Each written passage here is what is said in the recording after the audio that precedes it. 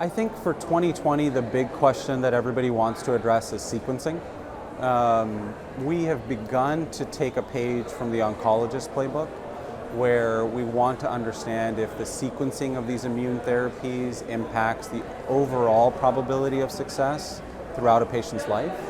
And I think that's the question that everybody's wanting to answer in the next year.